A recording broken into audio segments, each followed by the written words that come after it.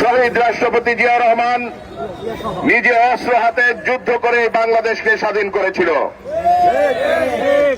আজকে 54 বছর পরও এখনো কোন কোন গোষ্ঠী বাংলাদেশকে অন্য রাষ্ট্রের করায়ত্ত করতে চায়।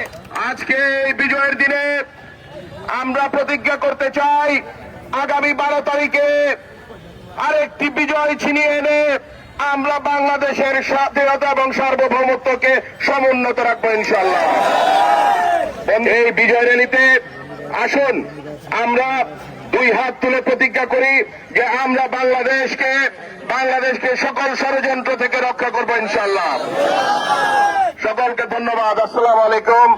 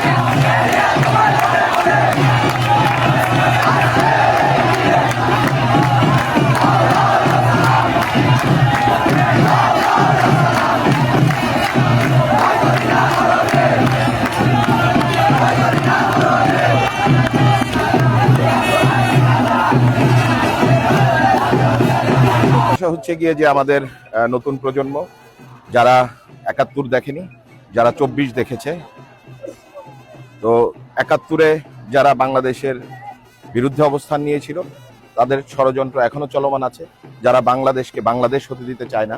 তা আমরা বিএনপি বাংলাদেশ জাতীয়তাবাদী দল নতুন বাংলাদেশের প্রতিজ্ঞা করেছি আমাদের নতুন প্রজন্মের কাছে, এবং ইনশাআল্লাহ আগামী নির্বাচনের পরে আমরা সেই বাংলাদেশ উপহার দিতে পারব।